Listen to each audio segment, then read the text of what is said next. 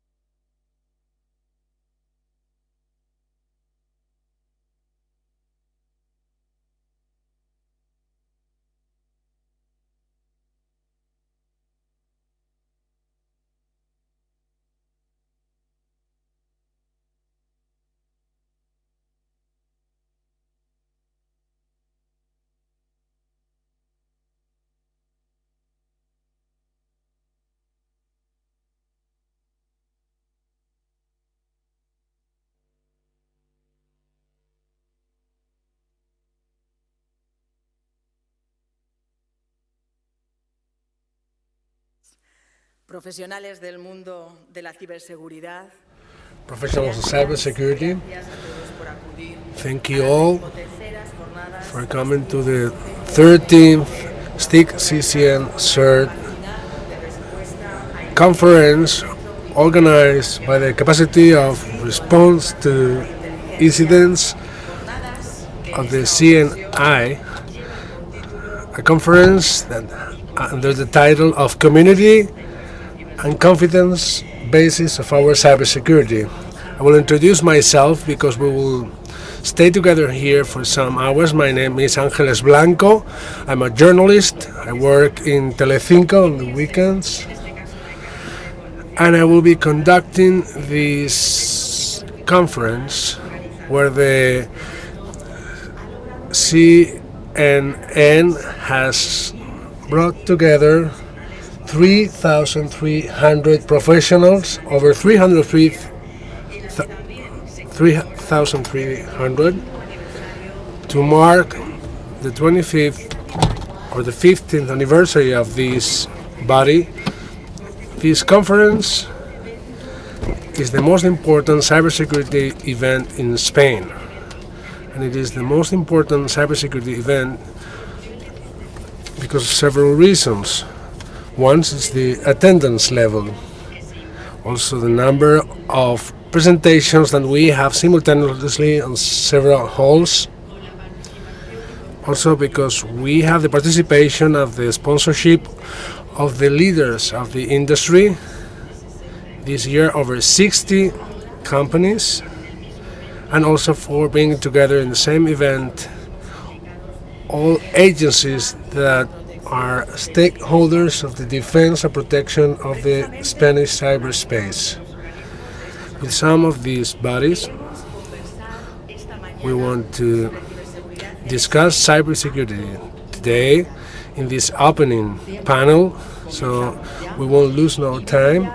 We'll start, and I'll call several presenters to this stage. The General Secretary of Digital Administration, Fernando de Pablo. Please take your seat. Also the participation of General Miguel Ángel Ballesteros, Director of the Department of Cybersecurity of National Cybersecurity. Good morning. Also Director of INCIBE, Rosa Díaz. Forma parte también de este debate que vamos a mantener a continuación also Luis Jiménez, Deputy Director of the CNN. Y también nos acompaña esta mañana and also with us Juan Carlos López, Manager of the Coordination of the National Center of Infrastructure of Cybersecurity, CMPIC. Good morning, all. I will start with some questions for some of you, specifically, and then I'll have some collective questions where we could have some debate or discussion. So I'll start with Mr. Fernando de Pablo, because we are getting closer to the year 2020, and now that we have here the General Director of Digital Administration that has to foster the process of rationalization of information technologies. In this case, I have a question. Which are the goals for the new year? Well, thanks first for inviting me to be here in this conference. We have an anniversary, the 15th anniversary, as you have said. And also in a few weeks will be the 10th anniversary of the publication of the Decree of Interoperability of the National Interoperability Program in the framework of the law for the access for citizens for the information technologies. So this 10th anniversary has brought about the development of this royal decree and the coordination of the General Secretary with the CNN to foster a development of cybersecurity in Spain and a protection of all information infrastructures that has been very good. Now it's been 10 years. Now administration is digital, fully digital. And I have to say Spanish is a reference in digital administration, also in cybersecurity and also in data protection. And also regulations have to be in line with the situation. The goals for the next year is updating this royal decree to adapt to the new threats, present and future threats of cybersecurity for public services, and also to adapt to the needs directed and to the new European regulations of data protection, and also for all public administrations, because I have to remind you that we say public administration, but there are over 10,000 public administration in Spain. This is a governance system that we have to assume. As a general director, we provide public services and infrastructures for all administration, and it's important for these services to offer cybersecurity services. And also with the new government, there have been some changes in organization. We created the division for planning and coordination of cybersecurity in coordination with the CNN and the Council of Ministers, and we will launch the SOC of the AGE, which is a very important goal, a common goal for next year, which is delivering all the elements that are necessary to develop this and to improve the level of protection that we have for the public administrations. Now I will speak to Miguel Ballesteros, because I think this year in April 2019, The new strategy of cybersecurity has been published. So which are the new things in this new strategy? And what's most important, will we have enough budget to meet what has been established in the new regulation? Well, good morning, everyone, Minister and authorities. Ladies and gentlemen, I'd like to thank the organizers the invitation to be here in this conference and also to be a member of this panel, this opening panel. What new things do we have in this cyber strategy that I have here with me in hard copy, and it's available for everyone on our website. This is the second cyber strategy that has been approved. The first one dated December 2013, and this one is from April this year, and it's very innovative compared to the previous one. It's quite a challenge. So it has 7 action lines, and for those of us that have cybersecurity responsibility, it proposes 65 measures to be developed. The strategies have a horizon of 10 years, but actually after 5 years they have to be updated. When this one will be updated, this will mean that all of us will be assessed. These 65 measures will mean that we cannot stop working, starting with this current government. Will we have budget? I hope we will. In order to develop these 65 measures, of course, we need political will, but also we need resources, human resources. The Secretary General has mentioned the SOC. The SOC has been approved, and it has not been launched because we don't have the budget, and we didn't have the budget because it could not be approved. So we'll hope that once we have the budgets, we will have resources for the SOC and for other things. One of the main novelties in this strategy is that it has a new philosophy. This is a quite experienced strategy. It's the second one, and it focuses on several things. One is public and private partnerships, and these will be represented in one body that's being created, which is this National Cybersecurity Forum, which is a PPP between the industry, the academia, experts, administration, etc. In very few fields, public and private partnership is so necessary, and it is key. Another important aspect is that it has been developed according to the NIS initiative. We all know what that is. Another aspect is that it has to foster and develop a culture of national cybersecurity.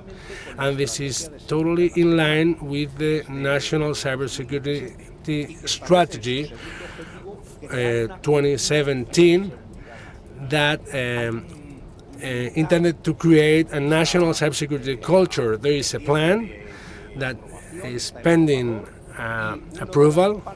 We have a draft copy, and one of the key points is the cybersecurity culture, and I think it's essential.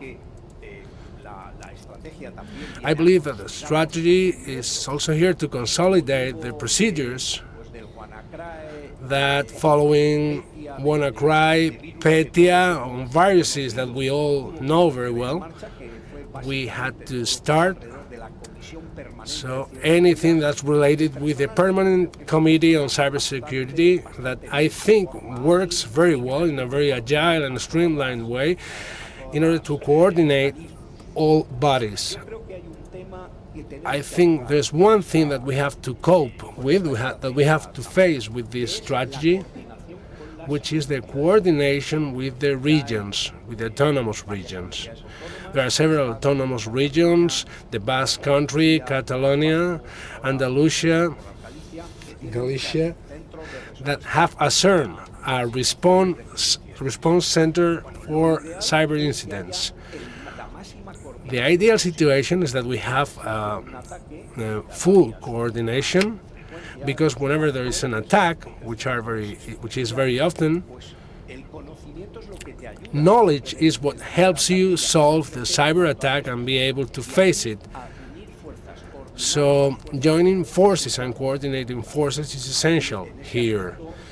In this aspect, both INCIBE, CCN-CERT are essential, but we have also to incorporate the response center of the autonomous regions that already exist.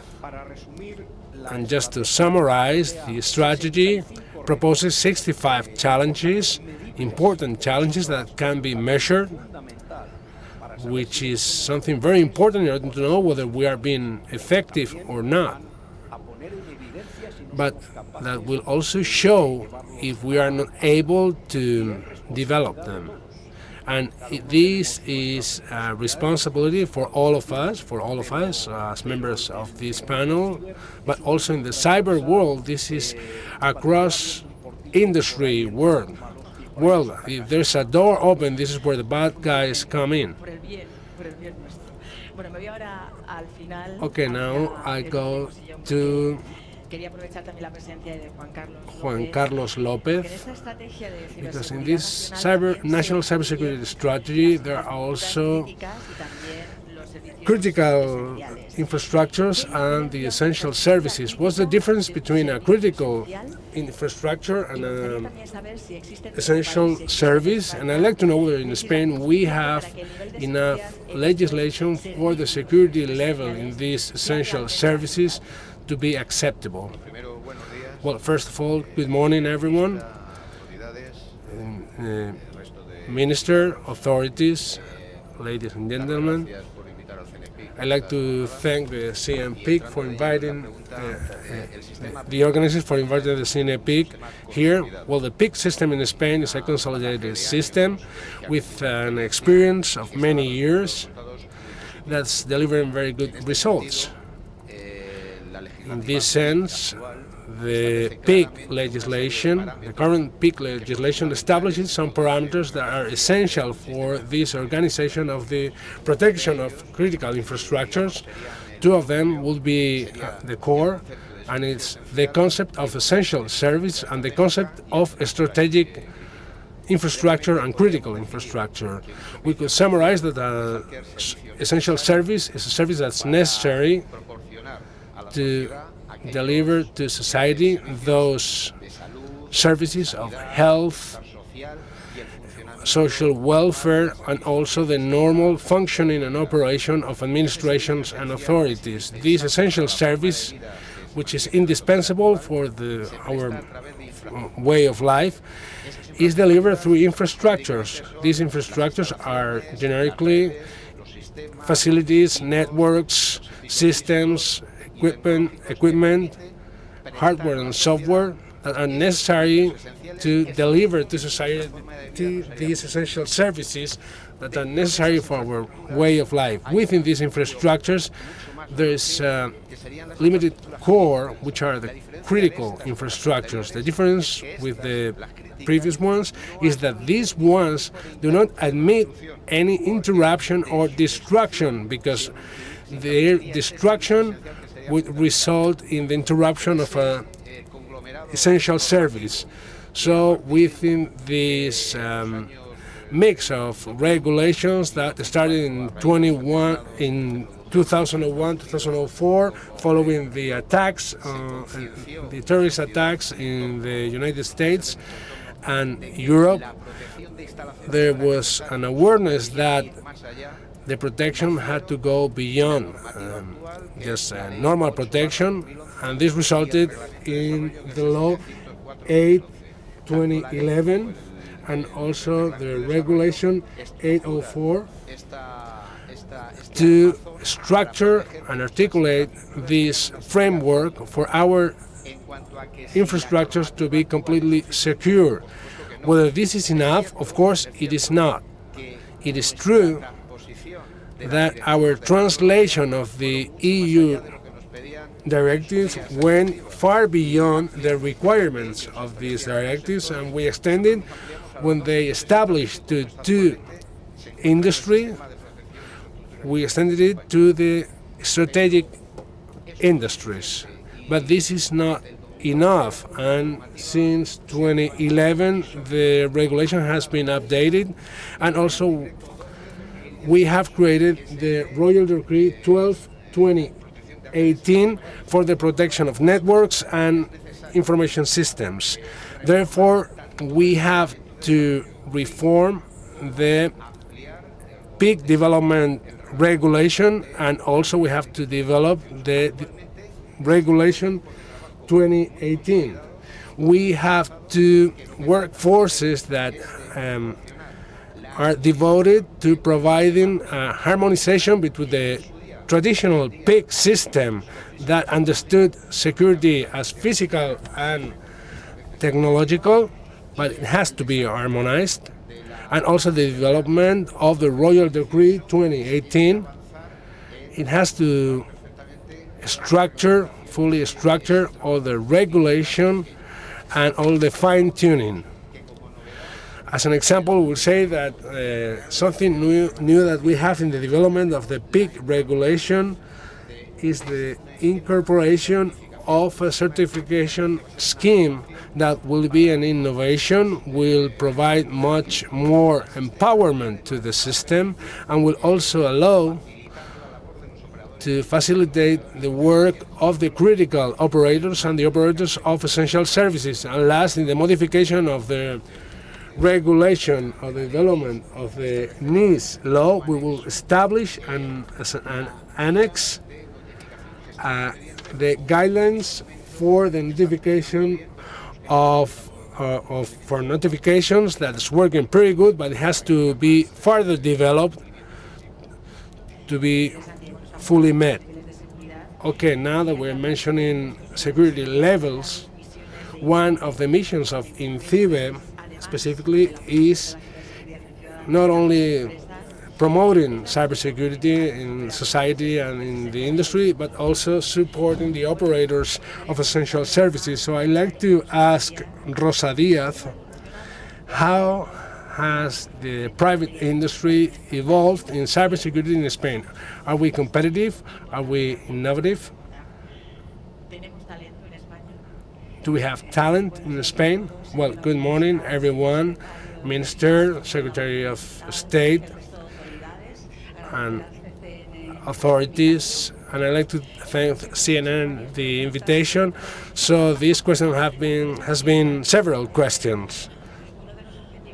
Well, one of the goals, the mission of INCIBE, is to raise the level of cybersecurity both among citizens and industries, the private industries, companies of our country. And one of the goals that we have is to support the industry of cybersecurity in Spain.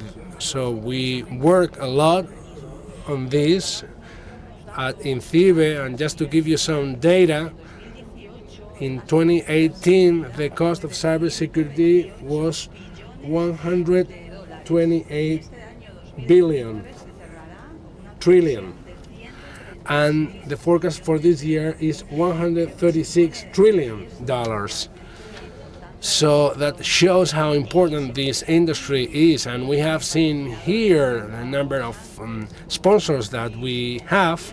As I was discussing this with Luis and with Javier, there are many sponsors that are Spanish. So in Spanish, we have a great industry in Spain. And I think I said this 2 years ago. Sometimes we don't believe how strong we are, and we don't believe that we can rely on these products. We don't really need anything from other places because we have very good resources here. We have lots of talent, and also we want to attract more talent. This industry is growing, and currently we have a scarcity of professionals, and there's a great demand of professionals. Why there are so few professionals? Well, I think this is a new discipline. information technologies, and probably in our families, in our environments, when we decided to go to college and to choose a career, we choose the ones that are most widely known. And cybersecurity, as we can see here, there's lots of interest about cybersecurity, but we have to show ourselves more and be more visible for the society, and especially for us, for girls. Usually we don't like to choose technical studies, but there is also a social purpose. We are all here to help people feel safer. So this is a motivation also for women. This is also a way of to attract talent. This will be needed now and in the future. We have mentioned the private industry, but Luis Jimenez as responsible of cybersecurity in the public sector. What's the level of cybersecurity in this sector here in Spain? Well, good morning, Minister. Good morning, Secretary General, authorities. Well, it's easy to answer this question because we have the data. Thanks to the National Cybersecurity Scheme, we have in Spain a set of measures that are written in a royal decree, where the administrations can assess the degree of compliance with all these measures.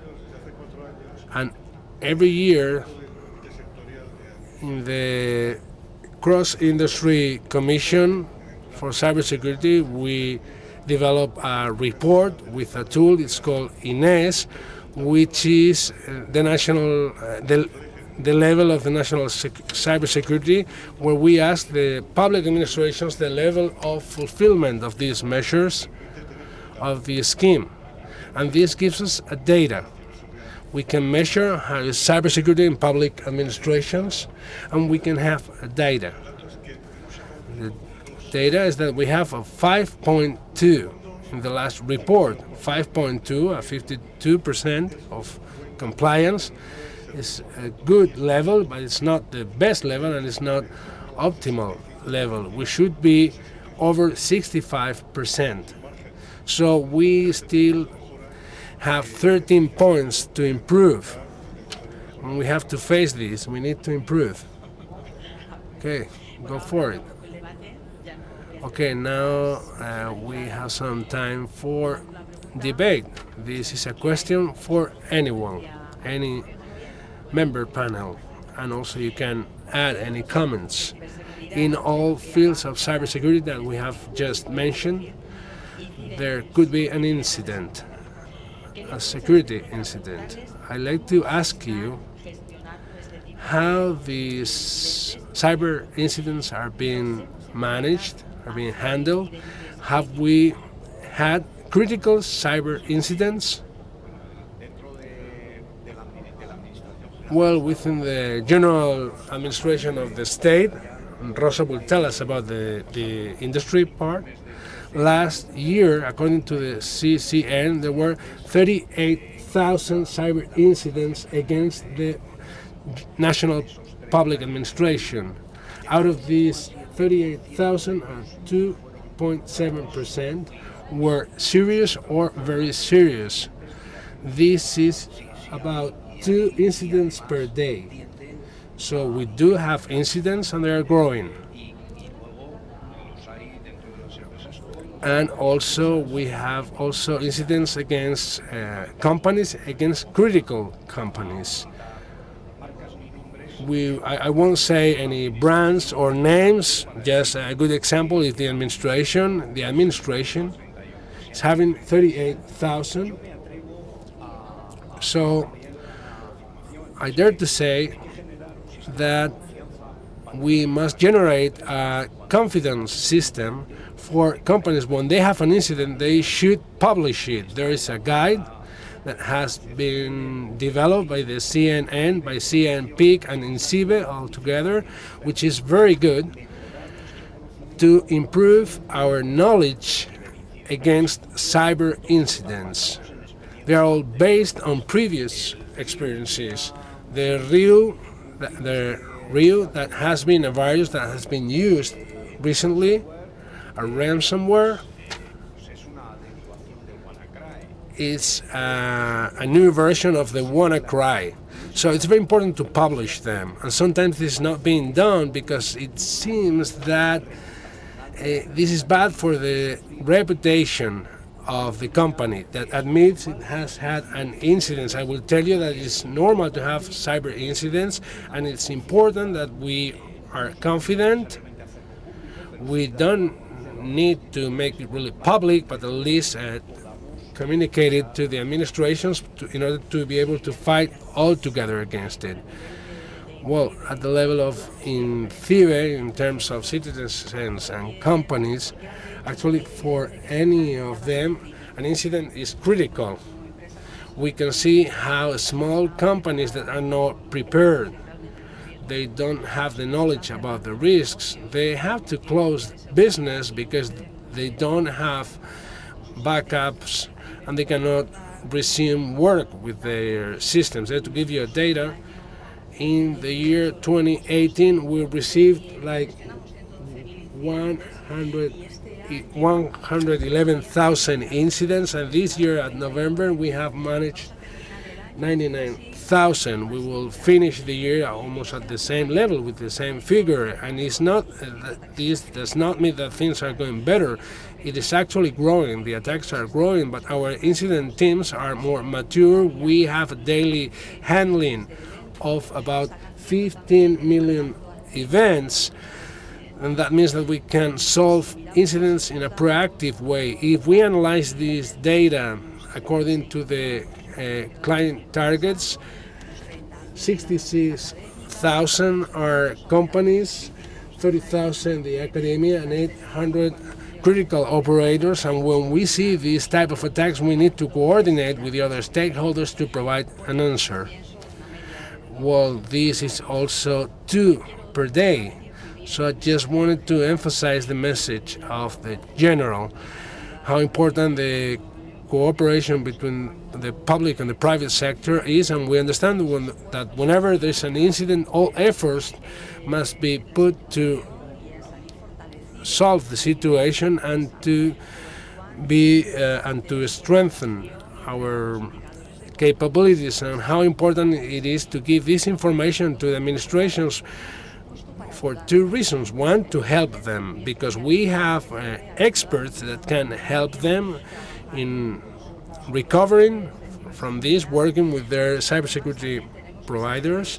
But also we have to be generous, and we need to know that if we deliver this information, Spain will be more cyber secure, and we can help another company that might be also sitting here beside us, and they won't have to suffer the same attack. So I wanted to emphasize this message of cooperating and giving out information out of generosity, because it's confidential and it's better to get a safer Spain. Of course, the public administrations work as a network. The world works as a network. So cybersecurity is a network guarantee. Trust in public administrations is paramount. Private companies and SMEs, and what critical incident is, that we have the same situation with public administrations, the big ones, the small ones, and a small attack, which maybe just a ransomware with very basic measures could be prevented, but there are many companies, many public administrations that suffer those attacks. So raising awareness is very important.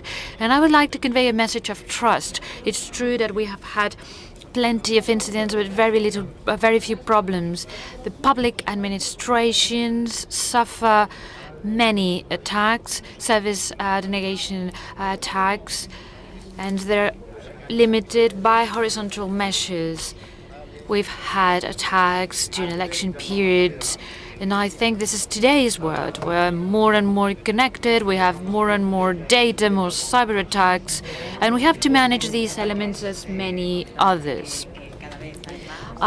You've said that the risk is higher, there are more attacks, etc., but have you seen any change in the attack model?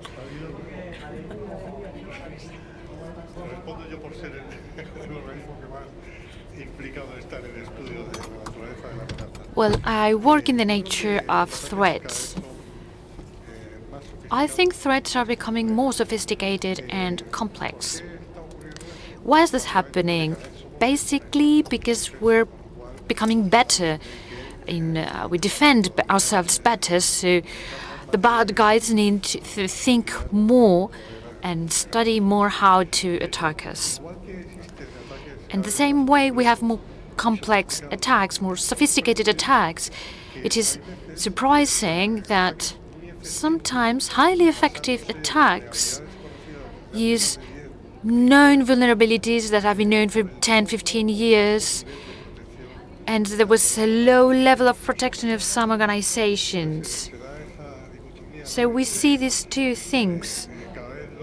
Attacks or attackers are more sophisticated, more specialized, and still we find incidents which are surprising because they're so simple and the defense of the organization is very low. Does anyone want to add anything? I wanted to add something.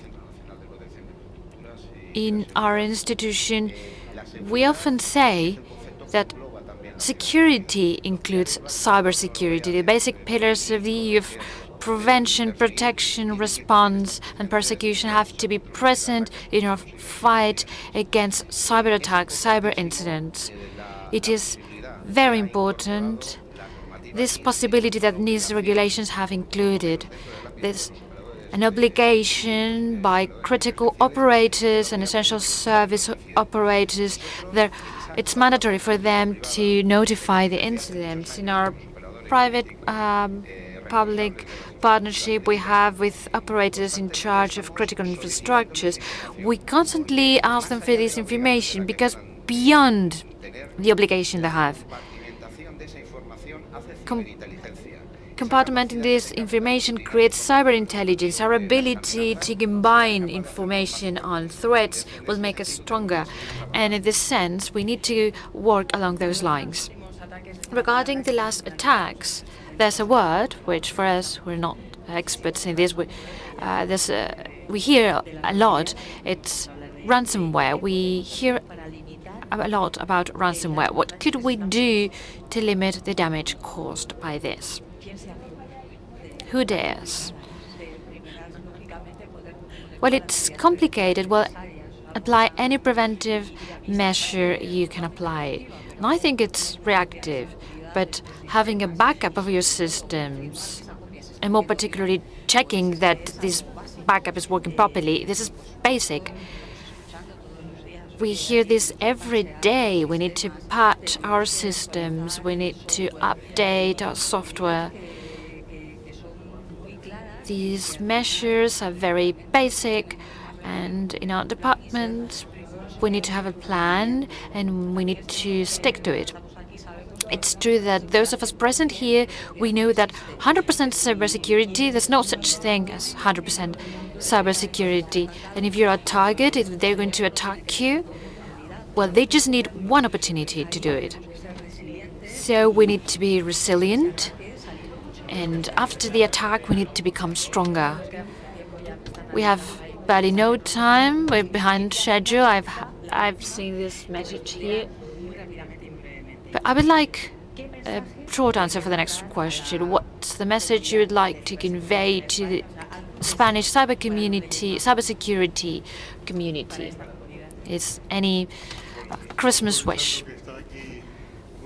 Well, since there are lots of representatives directly related to the security of public administration systems, I would like to say something to them, which is we need horizontal services.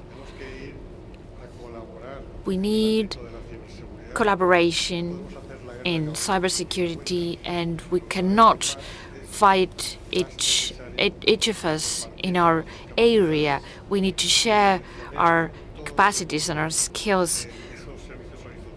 We need to invest our resources in horizontal cybersecurity services. The SOC by the public administration, and also for small administrations, city councils, institutions that have very low capacities of defending by themselves. They can use virtual SOCs, which is a highly efficient model that trust is generated in a single center that provides a service for many city councils and organizations. Capacities are centralized, and this is the best way we have to be successful in our fight against cyber threats. Thank you very much for being here this morning, for all your comments, your interesting messages. So after all of this, it is clear that cybersecurity is still a priority challenge, and they've all said that we need the collaboration of each and every organization at every level. Thank you very much for being here. I would like to invite you to take your seats to continue with our session. Thank you.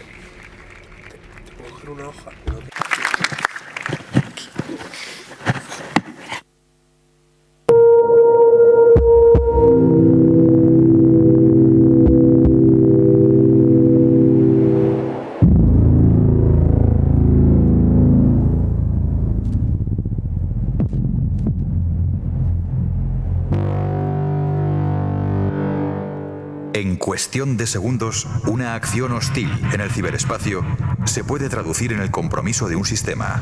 En minutos, esa amenaza podría afectar a todos los activos de una organización. ¿La clave para el año 2020?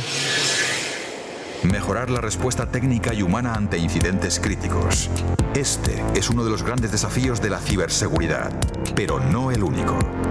La ciberseguridad, objetivo por excelencia del CCN-CERT, tiene asociados diversos y complejos desafíos. La mejora continua de los sistemas es uno de ellos. Es necesario que organismos y entidades determinen las vulnerabilidades y deficiencias de sus sistemas a través de la evaluación continua. Después deberán adoptar las medidas y compromisos necesarios que garanticen su seguridad. Es clave, por tanto, ser capaz de implementar la mejora continua en base a la adopción de compromisos a corto, medio y largo plazo, reduciendo la superficie de exposición ante la ciberamenaza. Una tarea para la que cuentan con el apoyo del Centro Criptológico Nacional, que, consciente de estas dificultades, está trabajando en la actualización del Esquema Nacional de Seguridad. Con un objetivo claro: favorecer la respuesta a las necesidades de seguridad y facilitar la aplicación del esquema en función de las condiciones de cada uno, entre ellas la nube de la administración. La cooperación y colaboración entre organismos es también uno de los grandes retos de la ciberseguridad. Como responsabilidad colectiva, es imprescindible adoptar una visión de conjunto. Para ello, el Centro Criptológico Nacional va a consolidar su solución Lucía como la herramienta única de integración de ciberincidentes y ciberamenazas. Además, seguirá impulsando el Foro de Equipos de Ciberseguridad y Gestión de Incidentes Españoles, CSIR.es, con el fin de fomentar las relaciones de confianza entre los sectores público y privado. Los últimos grandes desafíos son desplegar infraestructuras fiables, motivar a los usuarios para que protejan sus actividades, establecer políticas apropiadas y generar un entorno confiable. Este es el camino a seguir para la implementación de la plataforma común de intercambio de ciberincidentes y ciberamenazas. Solo a través de la ciberseguridad se puede generar la confianza necesaria en la tecnología en beneficio de la sociedad. 13ª Jornadas STIC CCN-CERT. Comunidad y confianza. Bases de nuestra ciberseguridad.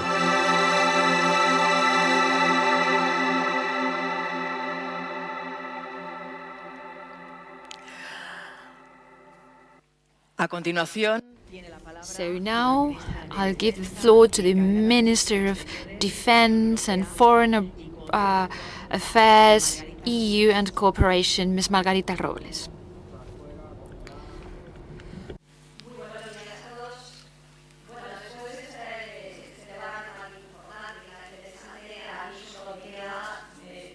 We're not receiving sound in the booth. We cannot translate this person.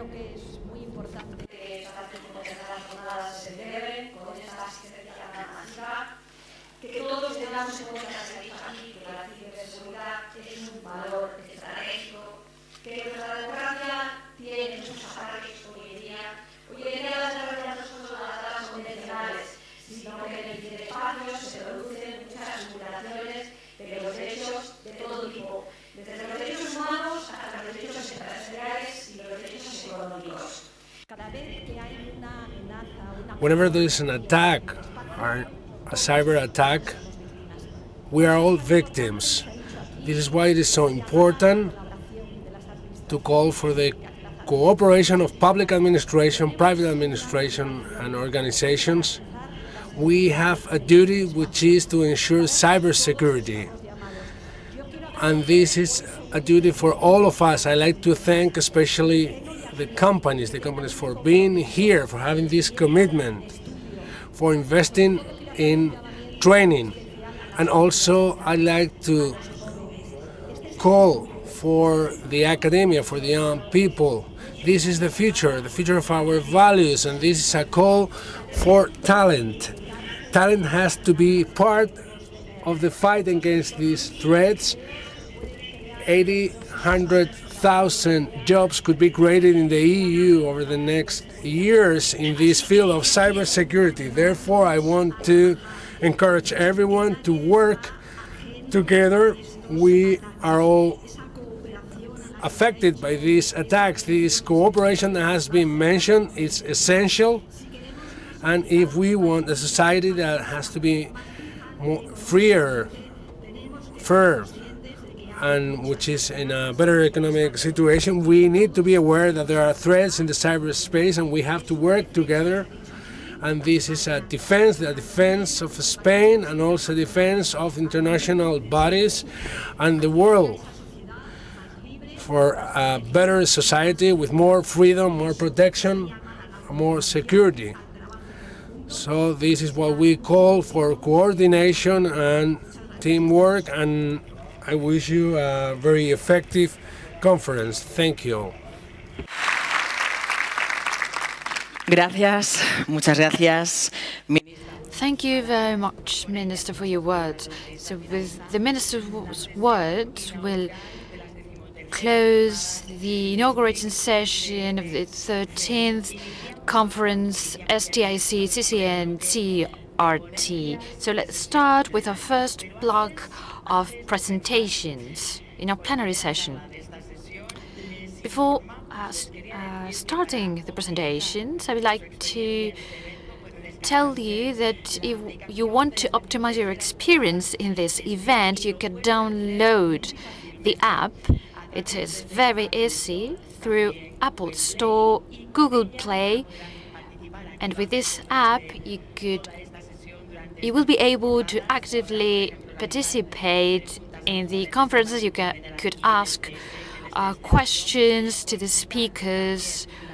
You can check the agenda and even organize your own agenda, the presentations you want to attend to amongst the different presentations in the different rooms. Also, you can follow the event on Twitter.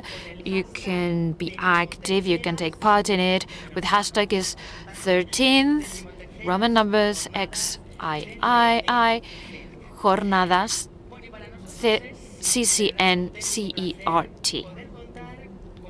We're pleased to introduce our first speaker, Mr. Javier Candao, Head of Cybersecurity Department of the National Cryptologic Centre.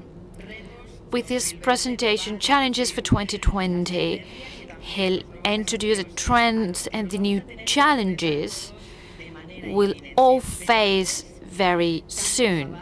But before that, Mr. Carlos Abad, also Head of Service of Early Alert and Incident Response in CCN, will give us a few explanations to bear in mind regarding the logistics of this conference. Please go ahead.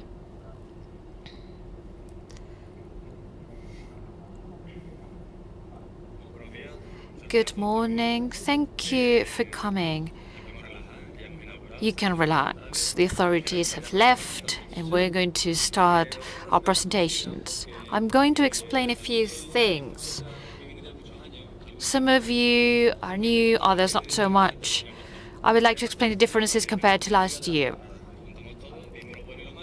Last year we had a session in order to learn lessons from the conferences. We thought there were too many modules and 16 labs. Now we have 7 modules because many of you want to come. So I would like to thank you for your patience, more particularly when coming into the facilities because of security reasons. That was necessary. This is the map of today's conference. In room 15, room 22, there will not be conferences. This is for food and coffee. So in your breaks, you can go there so that we're not very tight in the entrance area. Plenary sessions are streamed both in Spanish and English through these links and also in our YouTube channel. And as I've said before, we used to have 5 modules, now we have 5.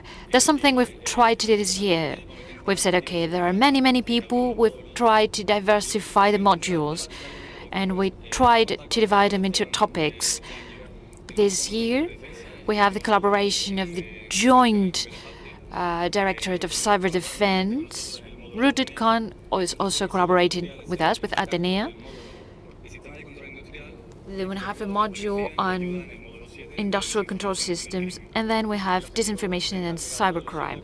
Each module is going to be more specific, and if you go to a specific module, you see what you're interested in. Module 1 is going to be a mixture, a bit of everything. But both public and private sector policies, technical topics, we want to have a bit of everything so you can learn new things. We have an app. You can search for it with 13 Jornadas CCN, both in Apple Store and Android. This is how it looks. You can criticize it as much as you want. It's a new app. This is the agenda you are familiar with. We have a coffee break at 11. Then we have our modules. There are 5 minutes between sessions so that you have time to change. I would like to request the organizers and the speakers to be strict on time so that people don't waste their time. And then we'll continue until 20 to 5. Then we have sponsors. In our agenda, it says that it will start at 5, but it's not going to be the case. It will start right afterwards. And tomorrow we'll start with the 7 modules. Then we have a coffee break and the plenary session. In a plenary session we have interesting presentation. We have the award ceremony for Atenea and also for professional careers for the 3rd year in a row. It's going to be a short ceremony, but a very beautiful one. So I'd like to encourage you to stay until the end. We're more than 3,800 people. Sorry, that was a request. Then we have accepted almost 3,600. We're full house. About 4,000 requests, more than 1,000 organizations. So for networking purposes, this is going to be very interesting. We have public administrations and private companies. I would like to thank you again. I would like to thank the sponsors. 60 sponsors this year, and without further ado, I'll give the floor to Javier so he can enlighten you with his wisdom. Thank you very much. Thank you for being here. This is quite a challenge for us. Our numbers increase year after year for speakers, attendees, and sponsors.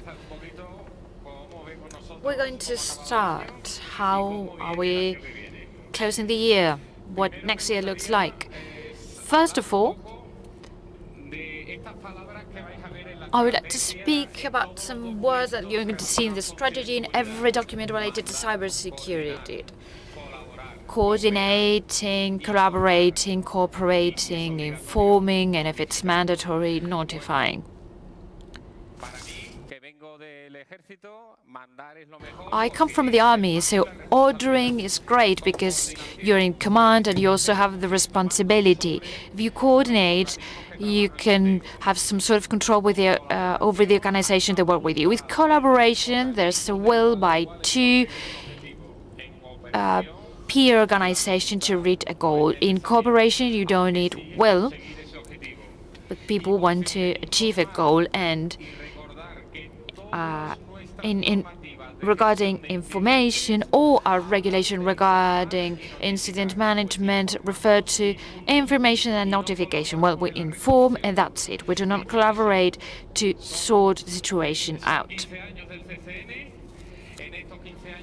15 years of CCN. Many things have been achieved over these years. I would like to thank both heads of services for the work in the organization of these conferences, and more particularly Pablo. He's the heart and soul for this. He's devoted very long hours to this conference. What I'm going to speak about: legislation, new procedures in CCN, our three action lines, which are new, lessons learned, catalogs and products, and challenges for next year. This is legislation approved so far until 2018. What has happened in 2019? The National Cybersecurity Strategy and the Cybersecurity Act, new piece of legislation coming from the EU, focusing in two things: strengthening the role of NISA and creating the certification European framework. It's going to be an important milestone, this EU regulation. So before starting, these were the two ones that we had last year. GDPR, it's developing the organic law of data protection, and the famous NIS directive. What does data protection say? We need to focus on three things: managing risks, adopting measures, and notifying security breaches. What does NIS directive tells us? That we need to focus in other three things. Well, the same: managing risks, applying measures, and notifying incidents.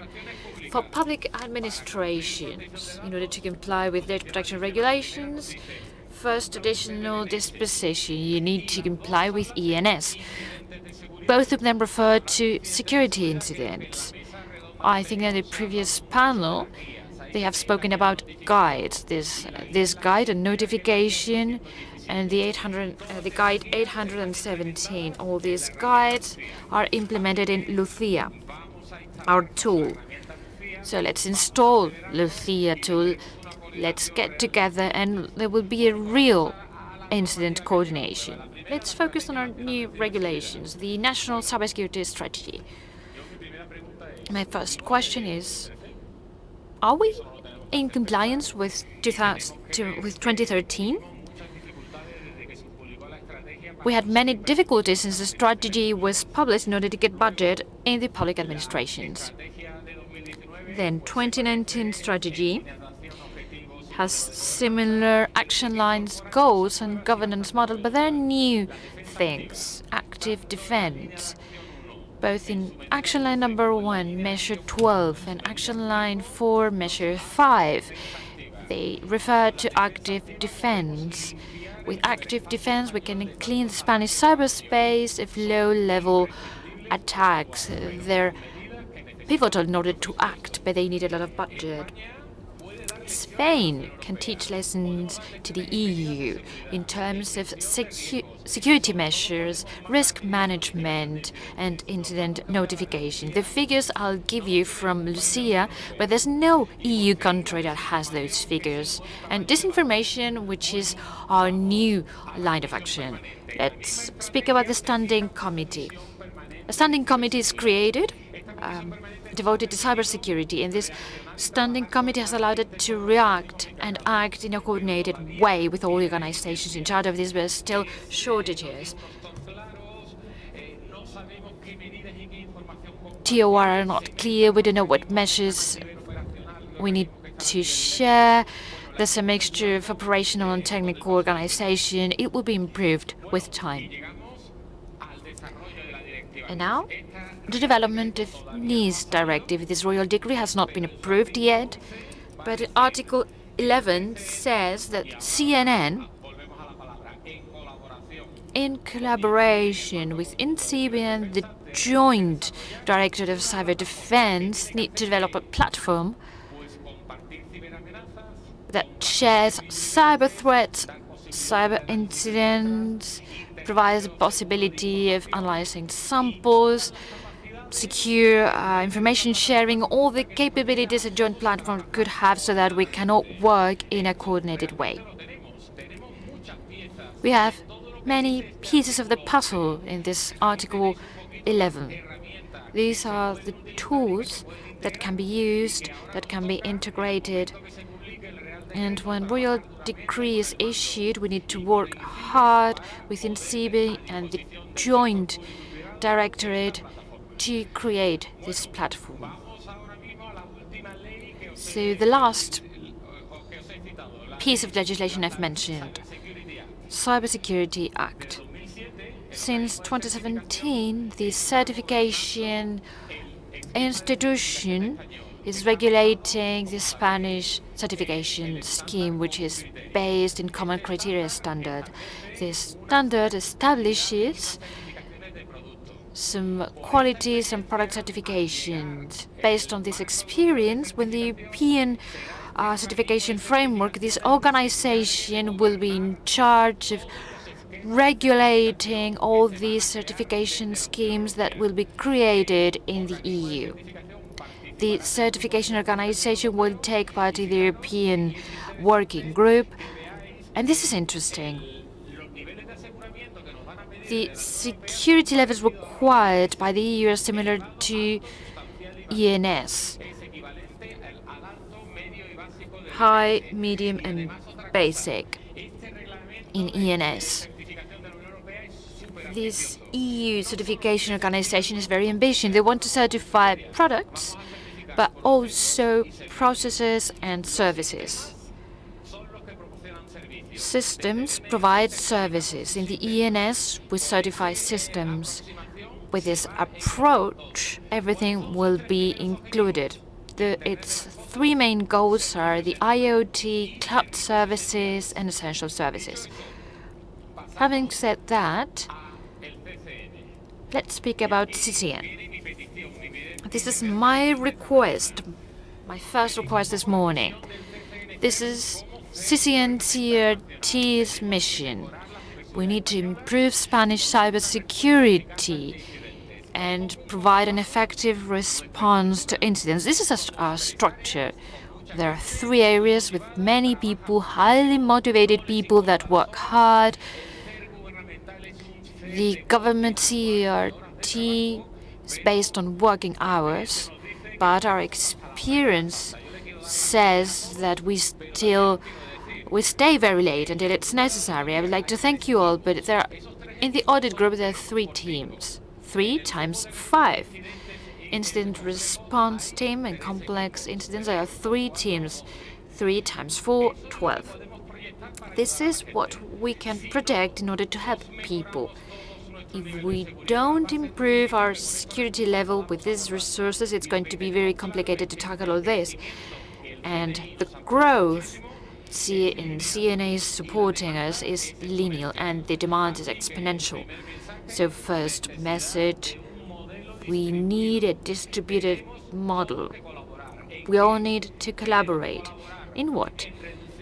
In reducing the exposure surface, continuous vigilance, surveillance, and efficient response. We're going to get into detail in a while, but I would like to introduce you now to our new tools. Audit. We have an evolution of Pilar which is called Cloud Pilar, and another for classified system, which is called Amparo, and a new tool for which is pivotal for us, called EMMA, which is going to help us to reduce the exposure surface in our networks. We're going to segment our networks. This is pivotal. Our life is at risk, as we can see, based on the past incidents. We're going to use these approaches, detection. There are no new developments, exchange same tools, and I'll explain them in a while. And we have included another subgroup, surveillance. We have ELISA as digital observatory, which will allow us to analyze sources and profiles of disinformation. It will grow. This is just an idea right now. Carmen and Claudia have been developed a lot, and the others. What are we going to do in 2020? We're going to group together all these tools so that they can provide a comprehensive service to all of you. The first environment will be working. First of all, Reyes. Cyber intelligence for every environment. We're going to have an environment we'll call exposure surface environment, which includes all these tools. We want to measure the exposure surface and help organizations with this.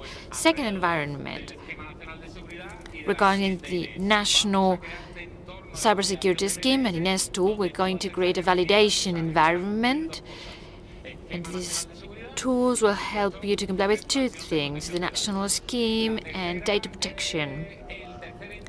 Third environment, very important, perhaps the most important one, threat assessment environment.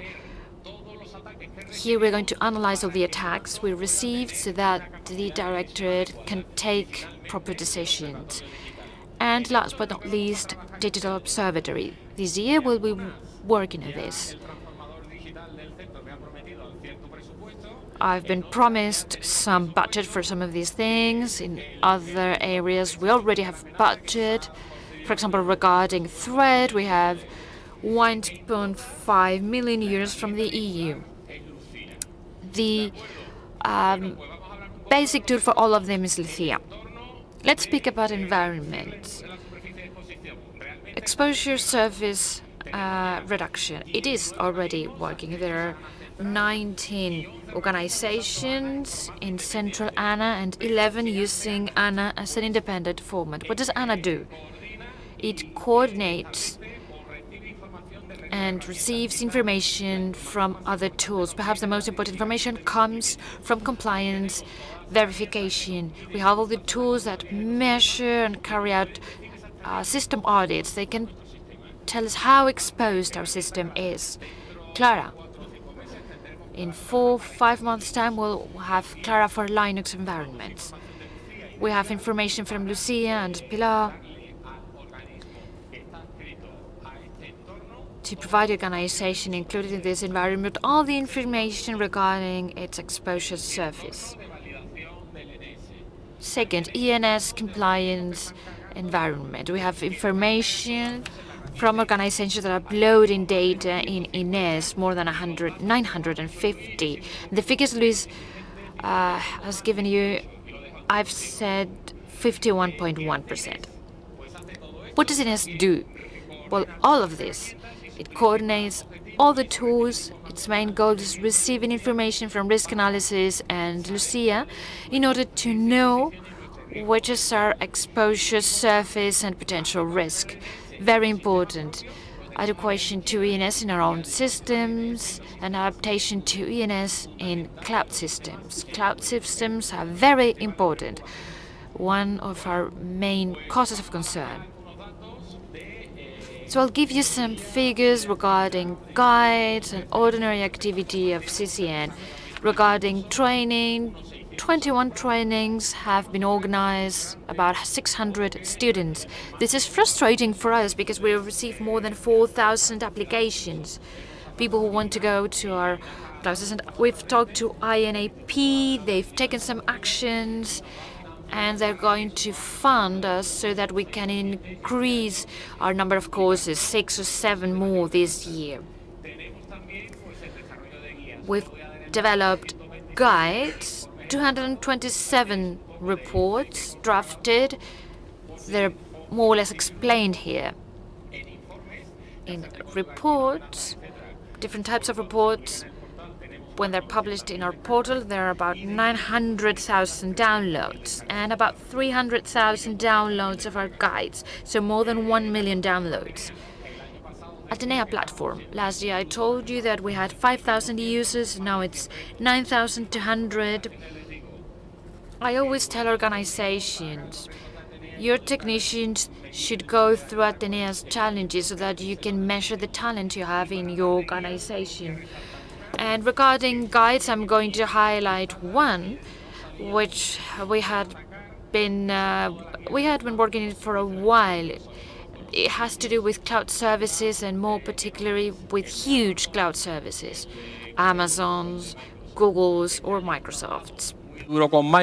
We have worked very hard with Microsoft and with Plain Concept, and we have launched the guide 823, which is a new proposal of how to securitize services, cloud services, based on applicability analysis of risks to detect compensation measures and detection of fulfillment profiles. We get out 4 guides for Microsoft Azure and for Officer 6.5. In the portal we have already 8848 and 885A.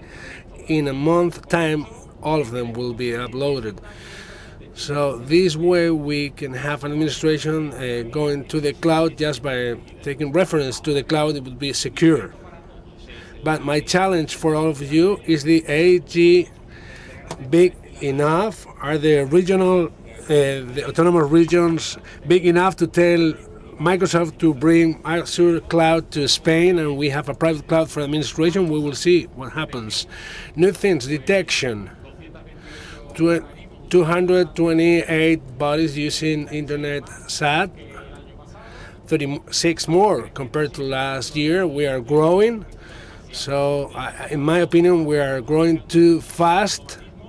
We are using many automations, but there's a lots of work of probe detection. 12 bodies and 15 probes. I have to say that the SAT ECS is much harder to deploy compared to an internet SAT, and the tool Carmen is able to detect anomalies. We have 42, 27 connected to Central Carmen, and 12 bodies using the final point of Claudia. So this is about 300,000 pieces on servers using the final point of Claudia. This is free for the administration and is complementary to any other endpoint that you might have. It doesn't eliminate any other endpoints. As for the probe, we are growing too fast and we need a new model. This is what we call a distributed probe. The body using the probe of the Internet SAT can include new sources, and it can include in this capacity of event handling all the information. This way we will be able, for example, I'll give you an example of the health service of the region of Madrid that will deploy this model in all its hospitals and medical centers, so that from the central health services of Madrid they will be able to monitor all the health system of Madrid. The SAT ICS, we have already 17 dissections for protocols, for industrial control protocols. And one thing that's very important, very interesting of this probe is an active detection, which is very useful for bodies, because sometimes they don't even know how many ICS devices they have. I wanted to share with you our work model. Our work model is always based on Reyes. Reyes gives us all the cyber intelligence, and there we work together, and I'd like to thank the Joint Command, because we all use information that's on Reyes for all of us, and it's huge. We have 600 users working on Reyes, over 3,800 attack models. A model could be a ransomware Ryuk, Another investigation could be the APT28, and we have almost 4,000, and with the users that we have over 400,000 searches. So we have grown 100% compared to last year. What does Reyes do? First thing in the morning, it generates a set of rules that are sent to all the probes. These probes with these rules start generating events. These events are received at Gloria. Gloria has many analysts and also AI system to automatize all information. This way we detect all the incidents that are sent to Lucia. This incident is received by the body, and the body classifies whether this is a fake positive or a real positive. Then we can fine-tune the rules on Reyes, and we can eliminate false positives. This is the way we operate with known attacks. What we want to do is to extend this model to the cybersecurity center of the AGE and all the virtual software that we want to deploy on health services, etc. It is also used to secure the environments of Carmen when they need to investigate an incident. Just using the mouse, we can get all the information that we need from Reyes. And finally, with Reyes, we can distribute cyber intelligence to everyone. This way, this is integrated with Marta and Maria, and this is how we work, and we try to be effective, the CCN-CERT. So we'll see some incidents. We have a notification guide. I see I have like 10 minutes, so this will be like a movie. This is our approach. On the horizontal axis, you have the importance of the victim. On the vertical axis, you have the importance of the attack. Based on these two aspects, we have an L5 critical incidents or an irrelevant L0 incident. This way we can modulate the effort that the CCN-CERT can provide to the bodies. How do we do this? We do it with Lucia. Lucia gives you three things that other tools doesn't give you. The first one is federation. Any incident reported to CCN-CERT can go to any city hall going through all the command chain. Also the notification to third parties. To the CMP, Lucia sends over 100,000 incidents. And then to the data selection centers, only 30. But to the CMP, they are submitted in an automated way. And the knowledge for this year, Lucia provides a multi-entity capacity. So like an administration could have many guides with Lucia to service many city halls. This is new compared to other tools. How is Lucia developing? Well, it's developing well. We have received over 13,500 incidents. Our goal is to get 70% of these incidents to be handled with Lucia. We still need to improve this. Here you have seen, you can see the deployments of Lucia and the improvements of the version that will be available in 15 days.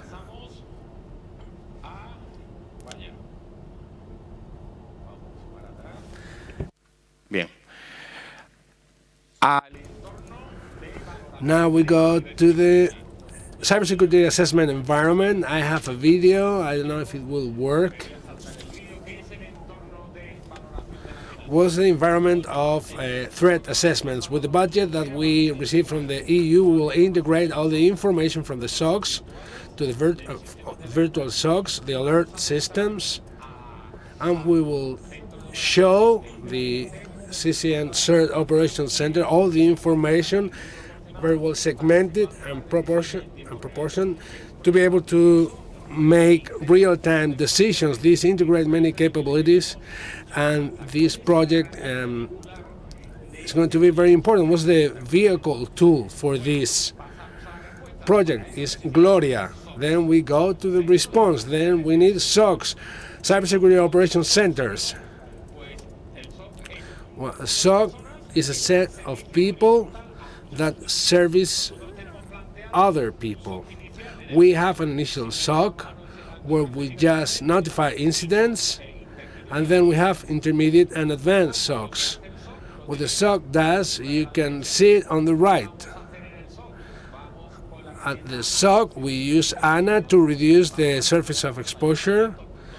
We will deploy endpoints in the city halls, and then some perimeter protection devices that are obsolete in the city halls, and this costs money. This has to be done by those who have the money.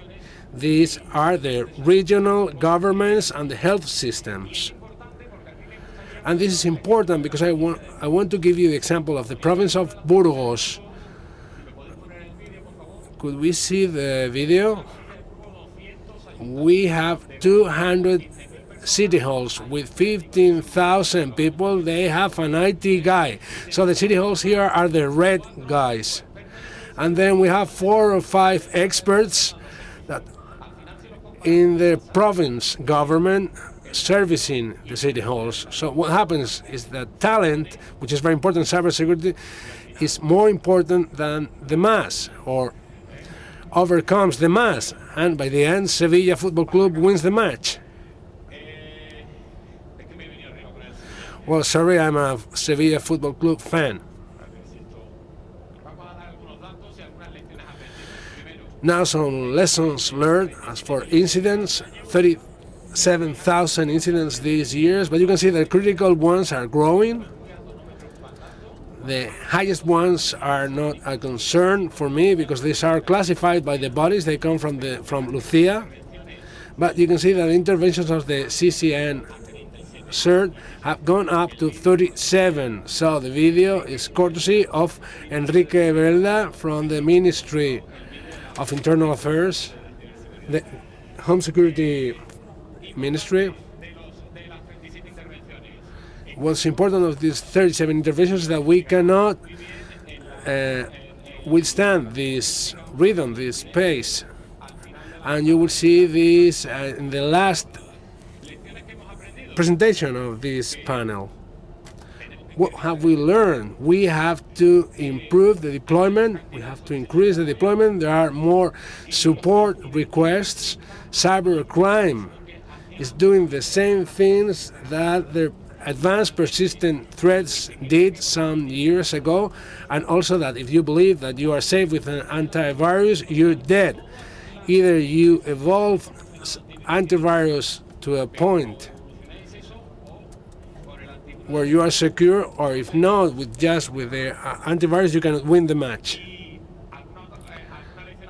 And some lessons learned this last quarter. We have had the Troyano Emotet, Ryuk, Sodikivi, and in 30 bodies we have city halls, province governments, ministries, agencies, and an epidemic that we have found when the equipments were deployed, networks not segmented, without protections, without passwords, obsolete systems, and the whole backup connected.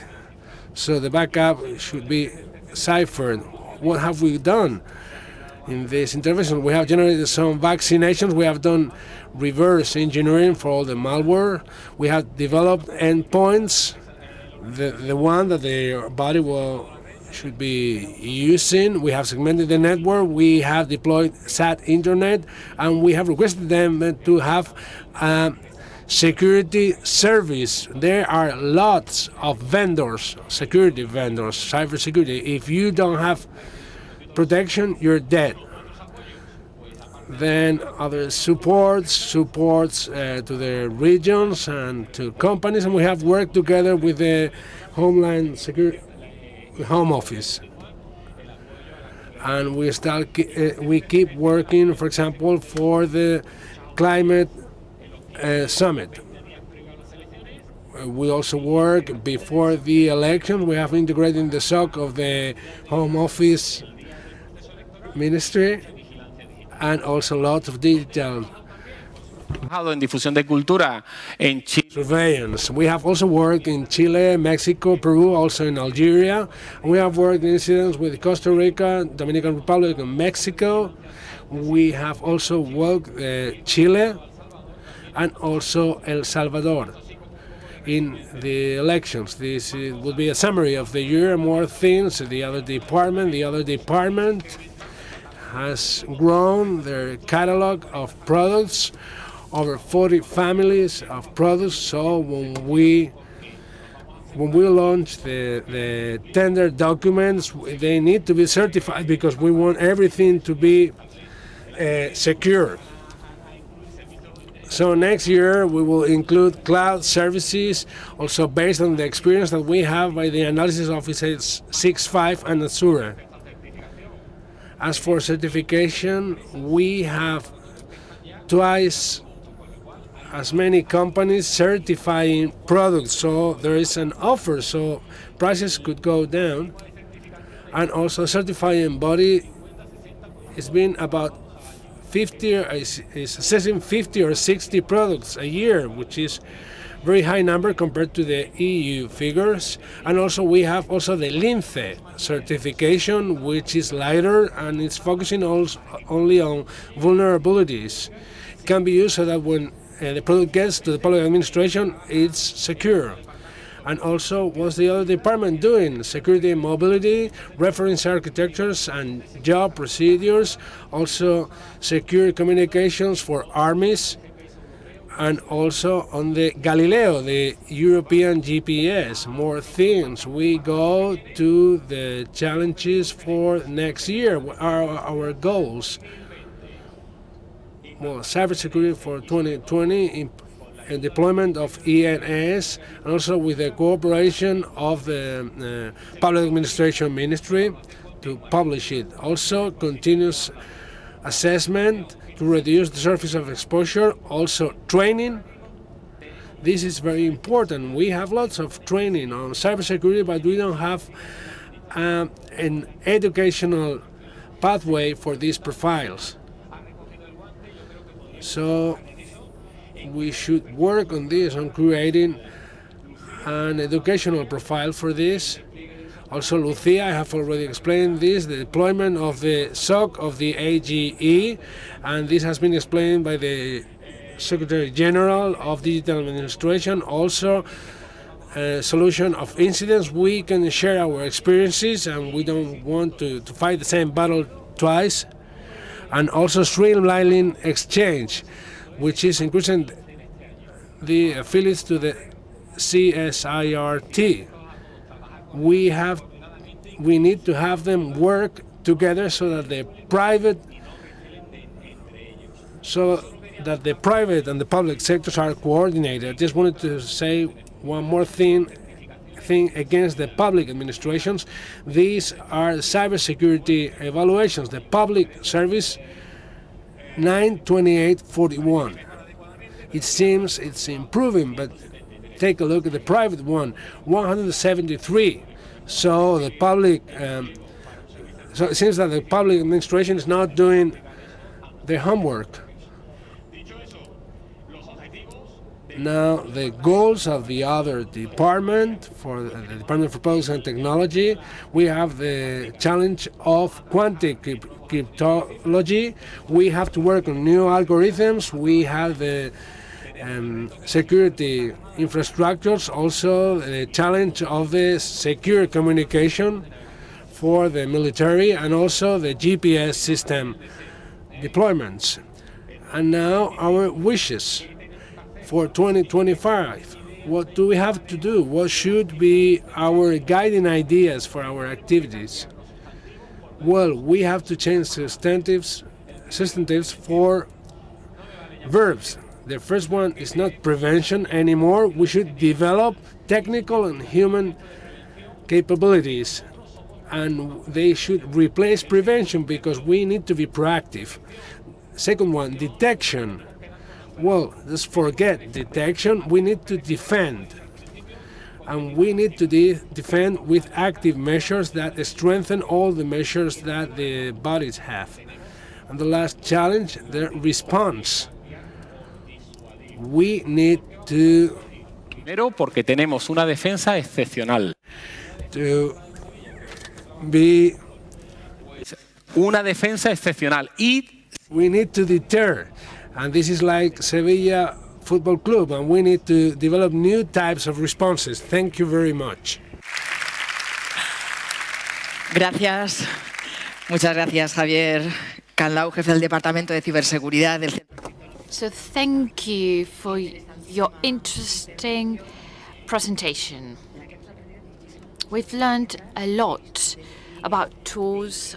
I've seen a huge deploy of Inés, Emma, but there are no Ángeles, which is my name. Gracias, Javier. Muchísimas gracias. Gracias, de verdad. This is for next year. So at this point, I would like to remind you that you can use the app we've mentioned before to ask questions to our speakers. Because we've listened to many interesting things, very important things, so it would be great that you're active, and if you have doubts, you can send the questions, and I'll ask the questions to each of the speakers we have today here this morning. So now, our next speakers are going to speak about disinformation, a trend which is using IT systems in order to manipulate the truth. I'll ask a couple of questions. Is it possible to manage how thousands of fake profiles? Is it possible for them to have an effective impact in social media and their users? Well, the answers to these two questions and many interesting ones will be provided by Mr. Juan Luis Garcia of Solencia Solutions and Alejandro Martin, manager of the Security Department of STIC Solutions. They will both share the research called Fake News and Fake Persons. Tools to manipulate the truth. Thank you very much.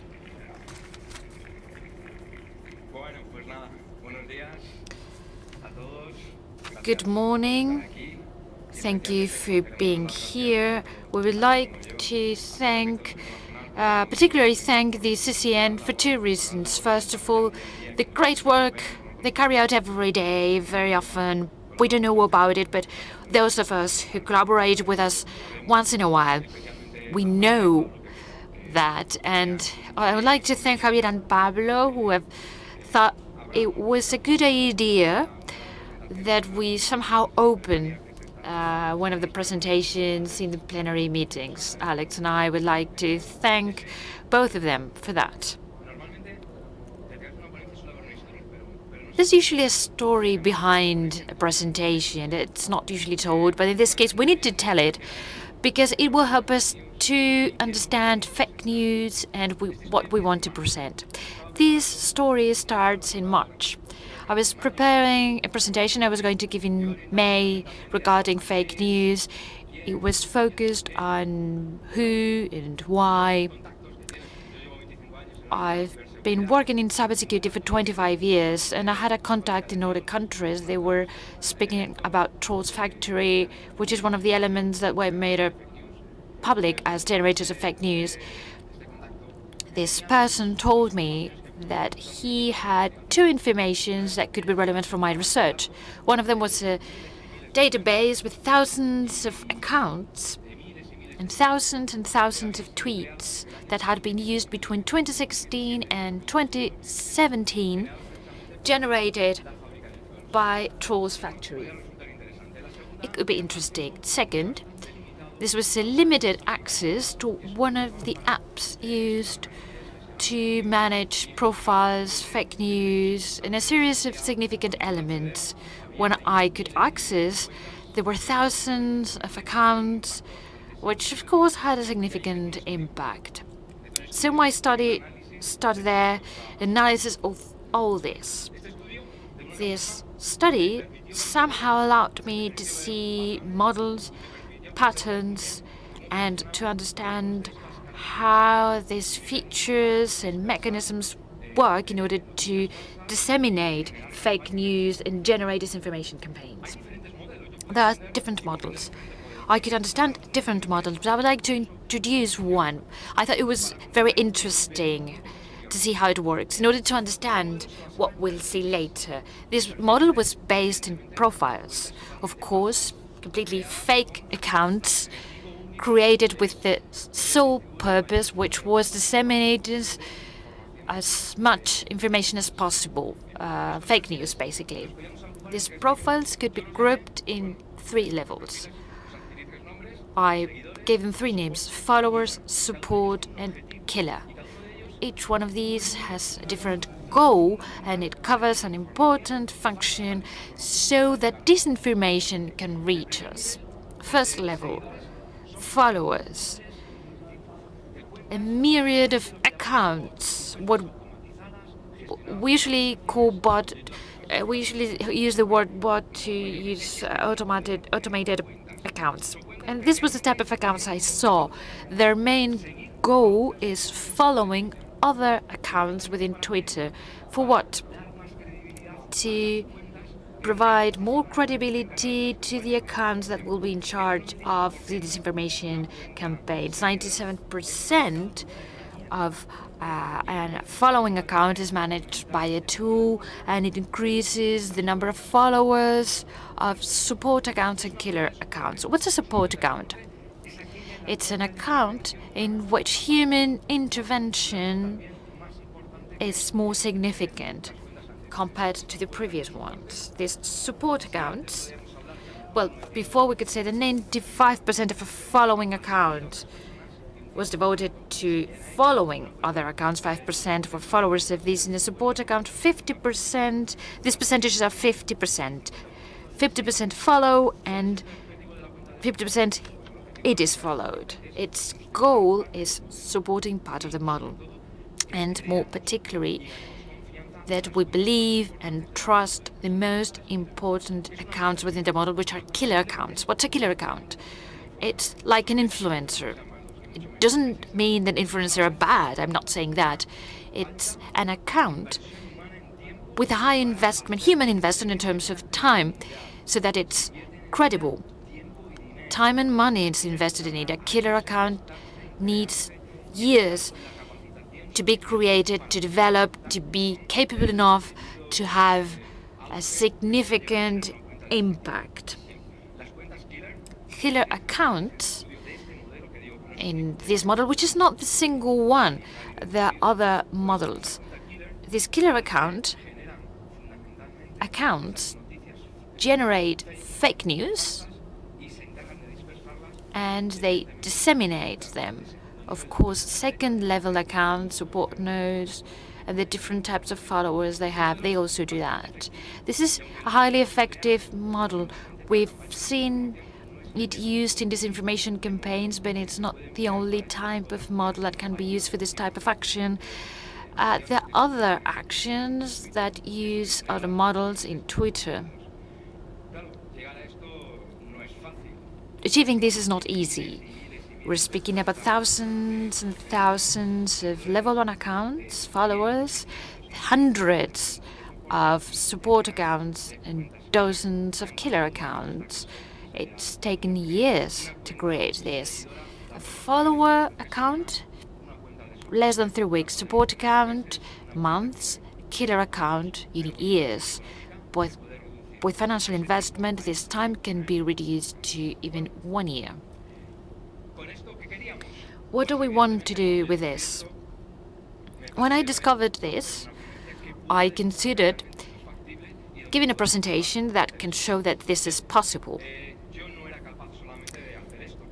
I wasn't capable of doing this. I may be good at other things, but I needed serious actions. I'm not good at them, and for many years I've been working with a great professional. I truly admire him, and I knew he was talented enough to accept this challenge. I'm lucky enough to work with him every day. He's a great professional, a great person. Alex was my support to this, so I made him join my adventure. I was in charge of models, patterns, and he was in charge of automations and algorithms needed. Thank you. Thank you for the introduction. Generating many profiles is not easy. You need programs and apps, APIs in social media. But the important thing here is having a consistent set of data that allows us to generate profiles which are credible, whether they're followers or support profiles. And for that, we have many resources in the internet with a series of filters, such as gender, or country, province, state. We can generate data that allow us to create these profiles so that they're credible enough. We can have names, surnames, dates of birth, places of birth, information such as credit cards, passport numbers, email addresses, personal tastes, favorites, music band, football team, etc. And this way we can create profiles which are credible, not just in the US, also in Europe, in Spain. We can choose the data set, Spain, and we're going to have profiles that we can bias based on province. We can have followers in Samara, Valladolid, Burgos, or any other place. We automatize this and we generate profiles very easily. Sometimes they're with names, but anyway. Yes, well, you know. The important thing here is being able to create these thousands of profiles with data that can be believed as truthful. But that doesn't mean you can trust the profile. Well, trusting someone you've never met with no data about this person is complicated. What do we do in the internet? We'll provide these profiles with pictures, not just a profile picture. We want these profiles. We have daily objects, maybe if it's a home that's better, or a pet. We need to make this person trustworthy. Regarding profile pictures, we have different alternatives. The usual ones, we look for a picture in the internet, we upload it, and that's it. But today, with image search, this is easily detected, and the profile is banned because it doesn't make sense. I guess you've all used Fake App. You upload an image, you apply filters so that you look younger, older, etc. This type of apps are available in the internet. You can upload your own images that there are in the internet. You apply filters, and it's really complicated to know whether this person exists or not. And the third option, which is usually used, it's growing in the internet, and it's what we've used, which is AI, machine learning. In machine learning, we've worked with discriminative models. We train a model, we input data, and we want an output. We use this for image recognition in order to be able to identify registration plate in a parking place or whatever. But this type of models did not allow us to generate new data sets, so we needed generative models. They started in 2015 when GAN networks appeared. GAN networks generated a very simple model. You have a neural network. I'm going to train it with data. I extract some features, and I see how I can generate another data set with those aspects. And I match this information with a discriminative network that will tell me if it's valid, this image, or not. This has been developed by NVIDIA developers, and they've generated papers on how to use this type of networks to generate hyper-realistic images. Pictures, faces, which is what we've used, but also the types of objects, animals, houses, objects. And the internet is filled with resources. This is the most known one. With this technology, they can create hyper-realistic images, so they're complicated to identified by humans, but they correspond to people that do not exist. We don't just have people. We can feed pets, cars, rooms, furniture, things that don't exist. We can add it to our profile to make it more credible. After that, we'll have thousands of profiles, more trustworthy, based on the images we're including. Next problem, how we can manage all those profiles automatically. One of the challenges we had was reaching this. In the research I started in March, I had access to a tool. And one of the possibilities I had was introducing that tool here, but we lost the control over the tool. It was very limited. So we started to look for possibilities to create and manage profiles, and doing this so that you could all see it. Seguimos. And we were able to do it. We bought a tool that's used for managing even millions of Twitter profiles, and it can be managed, and it gave us the possibility to start this. On September 4, we created the profiles, about 50 profiles. We have created some more since then, and we have lost some of them, and you put them to work to see what we could get. We were not clear what we could achieve. Before showing you these profiles and the final results, I want to show you what these tools do so that you can see them. This is a machine that contains the tool. This is an account that we have created specifically for this conference, just to give you a quick demo of what these tools can do. This is one of the tools that we can use, the one that we use, and it's a replica of the one I found in March. These type of apps not only manage accounts, they have more capabilities. They have the possibility to automate as much as possible, focusing on Twitter, and you can give it mobile properties, PC properties. You can choose which way it should work. So when it tweets, it should do something, but when it's following someone else, it's doing something else.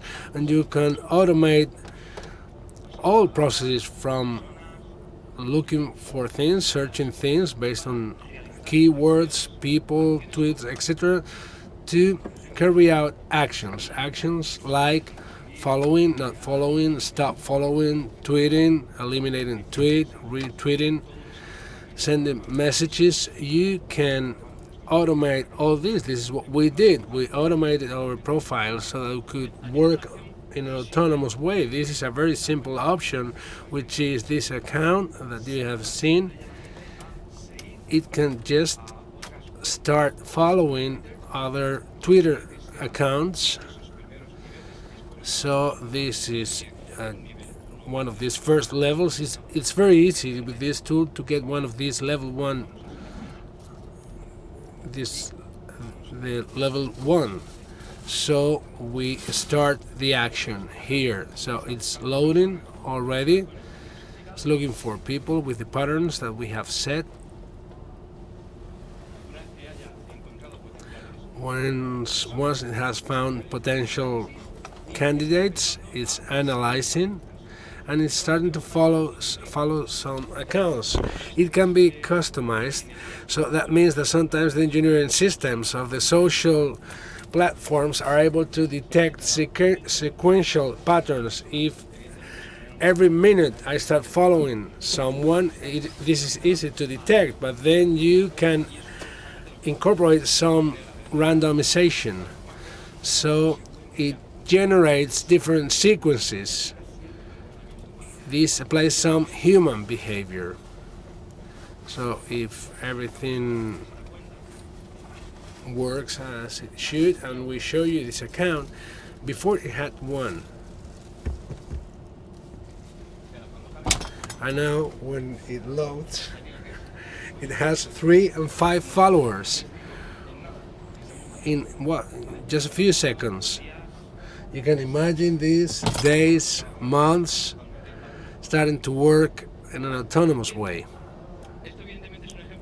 Well, this is just an example of what you can achieve, but as I've said, in September we started this, and we started some profiles. Some of them were more successful.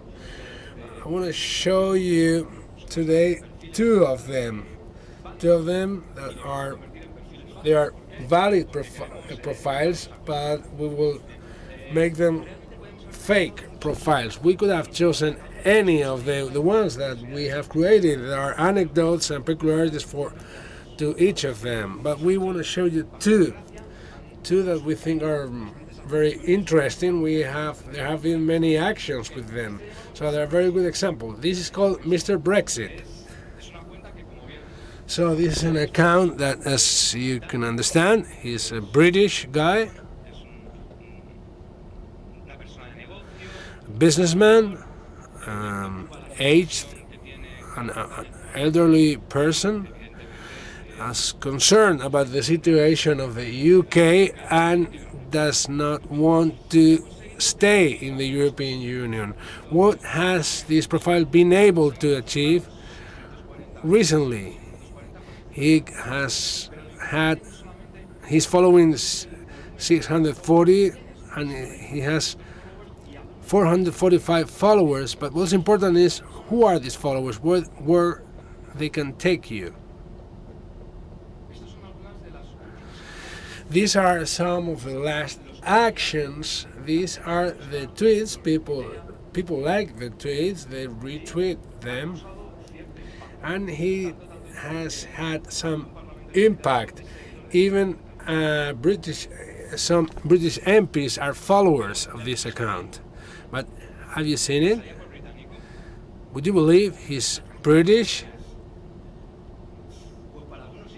Well, some people believe he is. All these people have tried to contact him. Not long ago, this Loris Mildred contacted him. I want to show you his profile because I want to show you something that's related to what Alex has said. Loris Mildred, there she is. After so many tweets analyzing patterns, I have a clinical eye for finding weird and fake things. How many tweets? 15.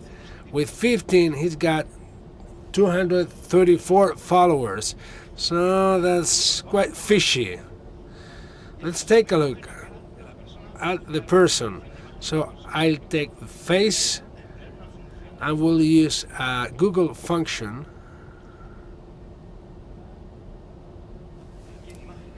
Here on images,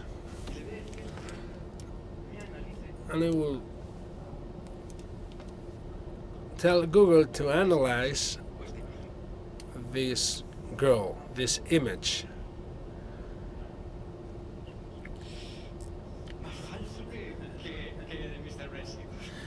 Well, she's as fake as Mr. Brexit. And this is because our friend Harry Barry Smith, if I copy the image and we run the same action,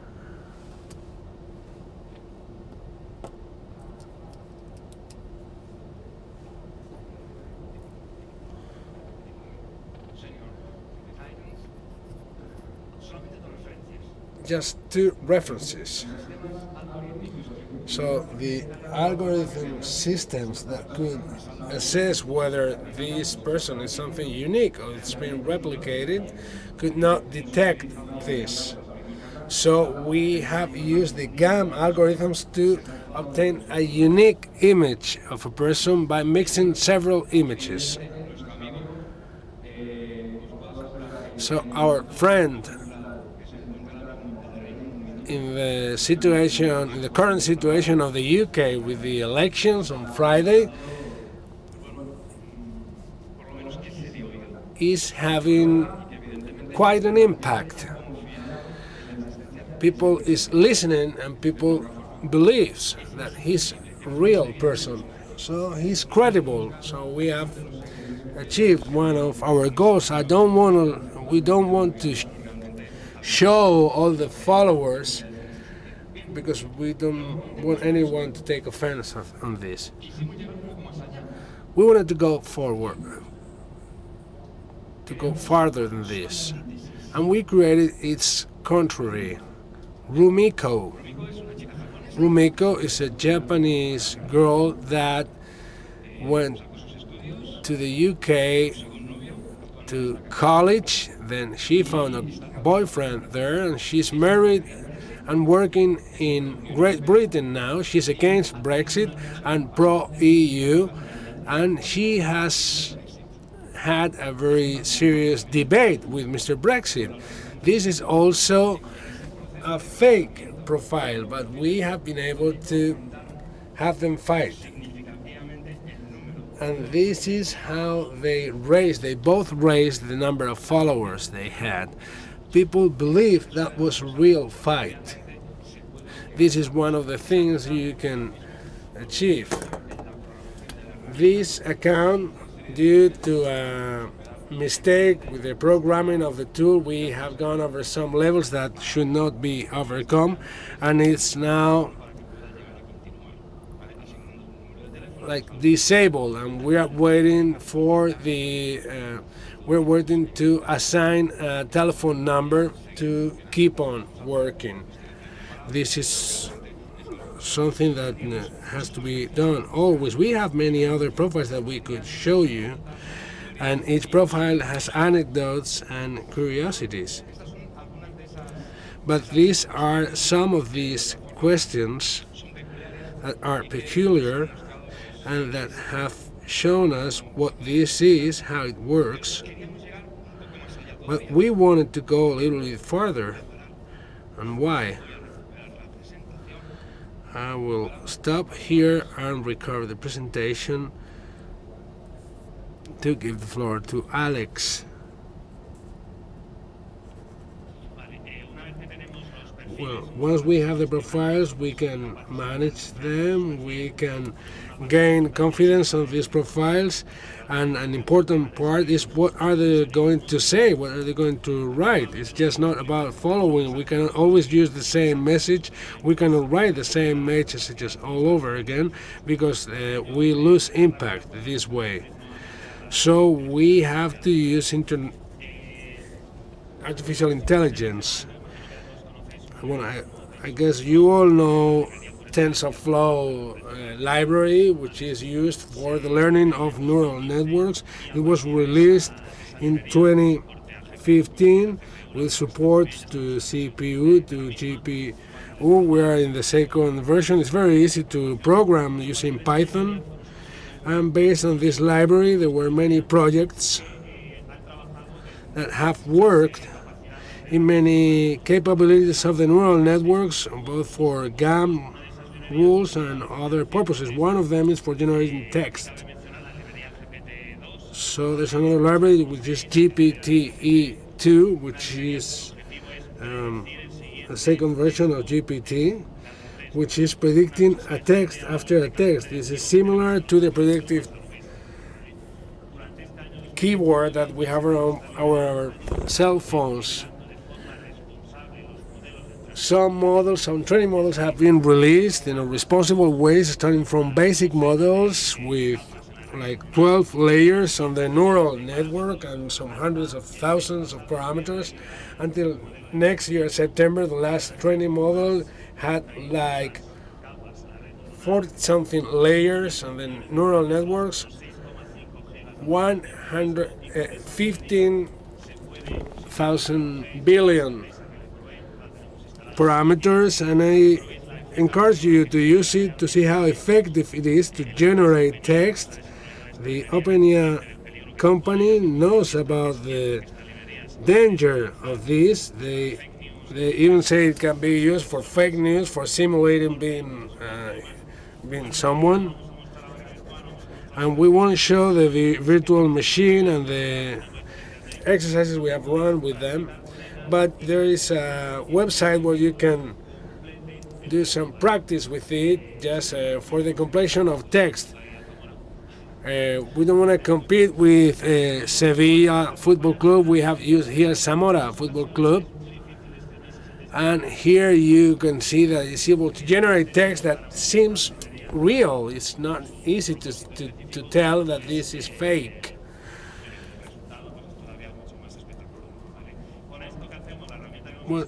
What do we do with this? With the tool that Juan Luis has shown us, we generate text with AI, and we educate the tool to tweet and to answer tweets. Why not give a tweet that has been tweeted by someone and doing a like or an answer to this with artificial intelligence? When we do this with many profiles, then we are able to have these unreal conversations on the internet. We don't want to close this presentation without saying this. I've mentioned two elements. There was also a second element, was a database. This part of a database, just like 1.5 giga of profiles used between 2016 and 2017, coming from one of the main troll factories, which is Delira, and they were used in the American elections, also in the first Brexit campaign. And by seeing this, we could learn and understand things. There are some parts that are written in Russian. There are even classified whether they are English or not. And even if they are left troll or right troll, because they are all classified in categories. Most of the tweets, of course, are generated with AI tools that generate texts, millions of texts, and there's no one writing them. And just last but not least, what can we do against this? Well, with this social thing, which is knowing and raising awareness. CCN has released a guide to let us know what this is all about. There is some technical evolution. There are GAN systems to generate fake profiles. They can also help us predict whether something is human or not. Sometimes this is harder.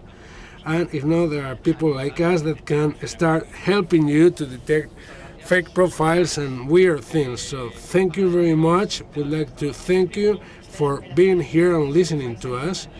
Where you're not leaving yet. Just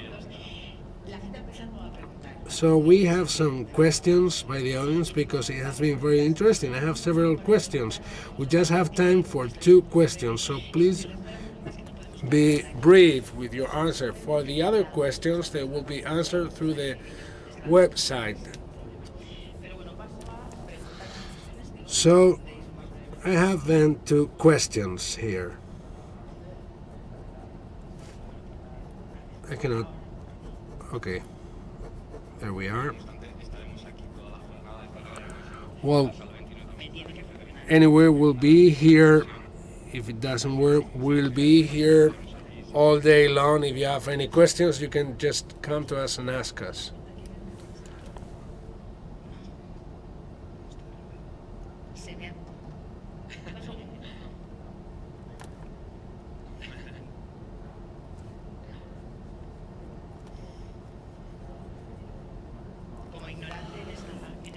Well, I'm not expert with this, but I have a simple question. In order to identify an account, can I do a cut and paste? Well, if you see the image, the properties of the account is coming from But of course, you are a journalist. You are not journalist. You deal with information. You know how it works. Of course, you can do a cut and paste first. Well, then, first question. If there's very high investment to create a killer account, what could be how much money could it deliver? Well, in an analysis that we run in a forum of cybersecurity experts at European level, we were able to quantify that a killer account could cost hundreds of thousands of euros to create it. You have to invest in cell phones, in journalists, you have sociologists that make these accounts credible and all these functionalities. So this very high investment in these accounts.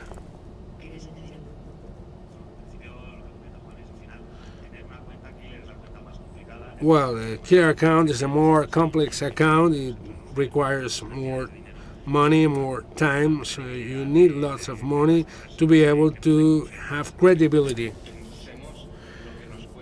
Just think, what's the cost of a life? Here you have to build a life. Okay, we don't have any more time, but there will be answers to all questions on the website. So thanks both of you for your presentation, great presentation. And now, if you wait just a little bit, I'll give you a very interesting information about the agenda. I will tell you useful information. At 11:40, the presentations of the 7 modules will start. I tell you, here, room 25, Intel Innotech Security, we will have threats, attacks, and challenges. In 19, National Cybersecurity Scheme and Regulations, 18, CITOMICS, presentations on prevention and cybersecurity technology solutions. Hall 17, Atenea Router, you have several practical workshops. 21, Digital Observatory ELISA on disinformation. 16, Ingenia, you have presentations on military operation on the cyberspace. This hall has the cooperation of the Joint Command of Cybersecurity.